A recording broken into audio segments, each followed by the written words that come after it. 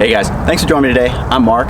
This is Spiguyver Backpacking. Today, I've got my tarp set up, and a couple of months ago, I was out at the last Maha, the hammock hang up here in the Northeast, put on by Dutchware gear, and a bunch of different people get together for it. Usually 100 plus people, and a really good time. But at this last one, you know, I've got the Dutch bonded winter tarp that I've been using a lot recently because of the hammock choice.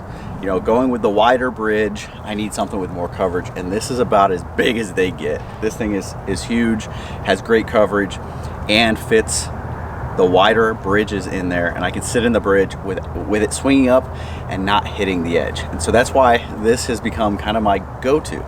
Now I've got a bunch of different tarps all sitting in the closet, and that's part of what we're going to talk about today. But I had asked Dutch, I said, hey, what are you doing for tarp management, for pullouts, for doors? What are you doing on yours? So he took me over to his. He had his and Fee's set up next to each other, and he started showing me some of the new stuff that they had that, you know, at the time, some of it wasn't even released yet. And so I got a chance to take a look at it. And as soon as I got home, I went ahead and ordered it. Now, like I said, it's been a couple of months, maybe even going on 3 months now. It's now the beginning of December. I think that was in late September. So it's been a while. I have had this stuff sitting around waiting for me to do this video, to put it all together. I've actually had a couple of trips that were planned, and because of weather, sickness, travel, work, all kinds of things, they haven't happened. This weekend, right now, I was supposed to be out in Dolly Sods with Greg, and well, I'm here. I'm still in New Jersey right now, and I've been sick. Weather wasn't great, especially down there. So I wanted to put this one together. So let's talk about what I currently have on here. I want to walk through like what I've used in the past, what I'm currently using, and why I've gone away from those, or why I'm looking to go away from those. And then we'll talk about what I've chosen to go with, why, and show you guys how it all will work. All right, so I've gone ahead and disconnected what I've got on my pullouts. So all of the corner pullouts right now I've got are these slick, I don't even know what cord it is, but this is from Myers Tech, and it's got the plastic hooks on there that have the line locks, so you can actually, you know, pull it tight, tension it. It's double wrapped around there, which sometimes is kind of a pain. You've got to kind of twist the hook down, so it would be pulled out like this. You've got to twist it down like this so that you can actually get it to loosen up so that you can pull it. And then on my groundhogs, so these are MSR groundhogs, just the normal ones, I've got an elastic or a shock cord strap on there, a loop, and so it'll hook to that. You can adjust it, but then the problem that I've had with these is that in hard winds, because this is such a slick cord, slick line, it will slip. It'll slip quite a bit. And so what I have to do is actually do a double over and put almost like a Beckett hitch behind there to lock it in. And what I found is that works really well, but it's also kind of a pain in that I've got to make sure I'm doing that. And if I get out to make any adjustments, I've got to pull it, make the adjustment, and put that back in. And it's just additional time and effort. Plus, the way that I've got this set up is these are actually larks headed onto my tarp. So on the BCDs down at the bottom, I've got the cord, the actual line hooked up to there, and then I've got the stake with that shock cord loop. So one of the changes I'm going to be making is that shock corded loop is going to be going onto the tarp, and the line will be going onto the stakes. And this makes sense for a few different reasons. Number one, these lines get tangled up horribly when I put the tarp in the snakeskin. Second, I have to have a set of pullouts for each of my tarps. So if I go ahead and I put the shock cord loop on the tarp, and I have the lines actually on all of my stakes, the stakes are universal. I use them with every different tarp that I've got, and the loops will all be there. And so the expensive part, those pullouts and the hardware with them, are permanently attached to the stakes, and so I'm not having to buy a setup for each tarp when the setup could be over $100 for each tarp. Rather than that, you just spend the one time, put it to your stakes, and then you universally change them out.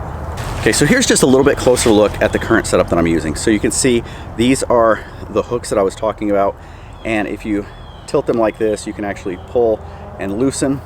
But once they get pulled, they should be tight because they are double looped through here. The problem is, like I said, there's lots of wind, sometimes it can just pull it through.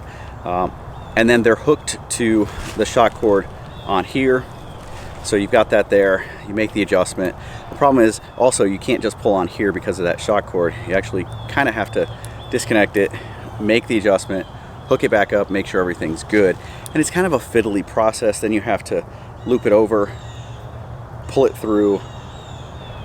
It's kind of tough to do one-handed, like that, to actually do a little Beckett hitch in there to lock it so that it can't pull through.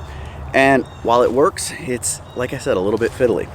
Now, another system that I've used in the past is actually already on my stakes, is the Tarp worm. And so these are really cool little tiny pieces of titanium that are on a shock cord that this one's got, the end is too fat, but what you do is you put it through the hole. Okay, so you slide your line through the hole, you create a loop over the top, and it locks it in there. And so I've used those in the past. The problem with these is that, especially when it's cold out, these are really tiny holes, and if you're wearing gloves or it's really cold out, you start to lose a little bit of dexterity in your hand. These become really hard to work with, and you know, it's not as easy, it's not as quick as something like what I'm going to go to. So what am I going to? Let's take a look. All right, so this bag of parts here, like I said, it's all from Dutchware gear. Now, for the ridgeline, I have talked a lot about how I prefer a continuous ridgeline, and I really do like the continuous ridgeline. But if I'm looking at doing like one setup that I can transfer between all my different hammocks, you know, I've got the stingers on here on each end that just kind of clip in and then go around the tree. Now, I'm actually going away from these ones. The ones that I've got, I actually have the reflective cord on, and so it's not a really slippery cord. And the biggest problem I have with it is that when I wrap up my system, they tangle. They tangle really bad because of the almost rigid nature of the reflective piece of it.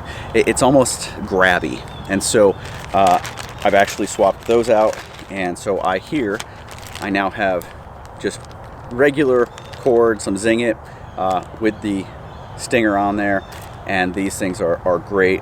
Really like how easy these are, and because these have the quick opening, almost carabiner type style, you could use one set and transfer them between different tarps, which is what I'm planning on doing. So I've got these with now slicker line that we'll be replacing. For my pullouts, I have gone with ringworms, and so here is what a ringworm looks like. Okay, actually, why don't I just show you on here, because this is a lot easier for you guys to see and pick up on. So yeah, this is going to work out well because I'm going to put the shock cord loop that comes with it. See, it's got the shock cord loop right there on the tarp. This will then click onto there.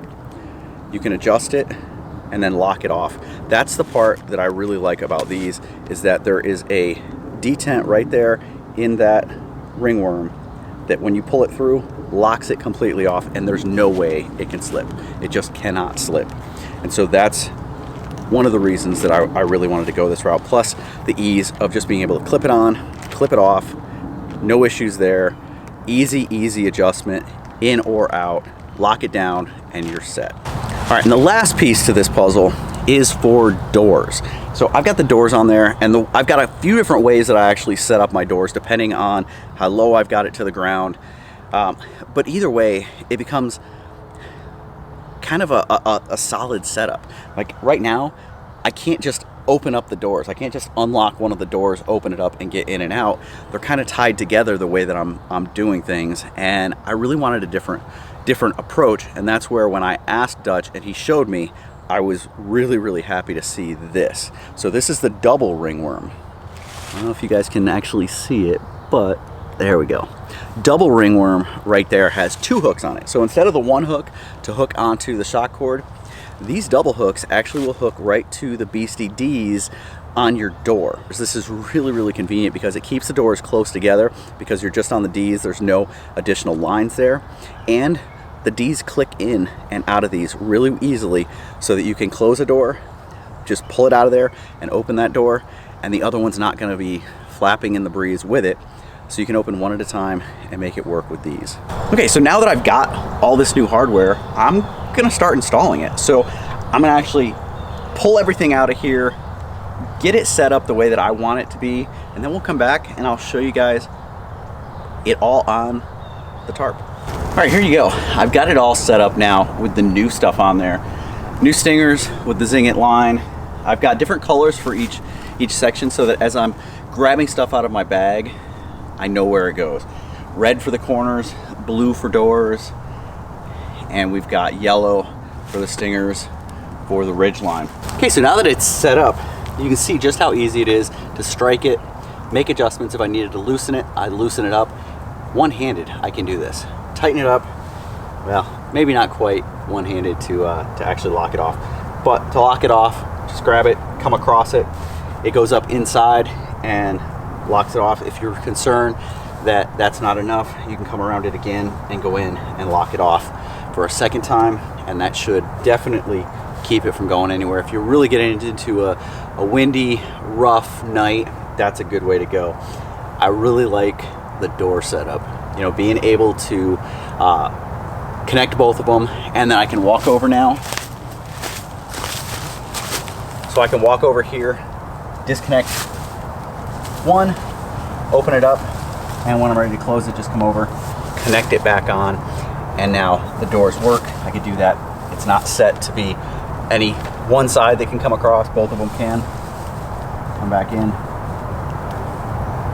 connect it back up, and the doors are closed. Now there is one final concern that I have when going this route, and it is, what do I do with my stakes? Because normally my stakes go into this DCF bag, and because they only have this little loop on there, there's not a lot of mess there. But when you have all these lines that were previously attached to the tarp, now with your stakes, well, that's when something like this stake and pull-out organizer from Trailheadz comes in extremely handy. It has 3 snaps, you can open it up, has a slot for each of your stakes, so you can put your 6 stakes in here, which is coincidentally exactly what I use on this one.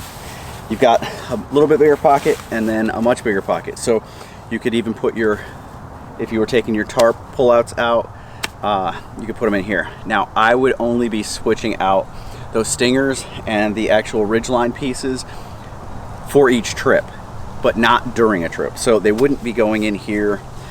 This could be used down the road for something like some you know, if you've got currently you're carrying a bag with repair kit or anything like that, throw that in here, and now you're using this to consolidate some of that stuff and keep it all together. But you put them in, wrap it up, roll it up, and it's got 2 loops on the end, come over the top, and they keep everything nice and compact, concealed. Dirt's not getting on stuff. You're not having to worry about cramming them into that little bag that I had before. And when you get to wherever you're going, you open it up, lay it on the ground, and you can easily see exactly what you've got. And so this is what I will be switching to now that I've gone to this system. The other thing I did want to mention is that because I already had the loops with the tarp worms, or just, you know, shock cord loops on my stakes, being out here right now, I haven't taken those off. And so in order to connect the lines do have a loop at the end, and I've just put the loop over the stake, and that holds. So if you switch out stakes based on where you're going, you could run your stakes in here. You could use these end pieces, the bigger ones, to hold your actual pullouts. And then, you know, each trip you could swap out which stakes you're using, have your pullouts there. Pullouts aren't attached to the tarp, so it doesn't matter which tarp you've got. As long as you grab this, you have what you need to set things up and you haven't forgotten anything. All right, so this is what it looks like Once you've got everything in there, so as I unroll this, you see that flap goes over the top, so even if I unrolled it upside down, nothing's falling out of there. And then if you look inside, you've got your stakes there. And because I have not removed the shock cord from the stakes yet and permanently installed the lines, all the lines are in this big pocket down here. When you're done, simply roll them up. Take those loops over the ends, and there you go. Additional piece, because the lines are not on the tarp anymore, as I put the snakeskin over, it slides over really easily. And while I know that some people like to remove the suspension, you know, the ridgeline piece, the stingers from their tarp every time they use them, I don't, and this is why. What I like to do is double my snakeskin over, roll it up nice and tight, so you've got a nice small package, and then I take, because I've got both of the stingers out on the outside here, wrap the line around, and then actually lock it off on one of the stingers, and you're good to go. Hope you guys enjoyed this. If you have any questions, any comments, anything you'd like to see more of, let me know. If you haven't done so before, go down and hit that subscribe button. Give this thing a thumbs up if you liked it, if you enjoyed it. If you've stuck around this long, do that. Go subscribe.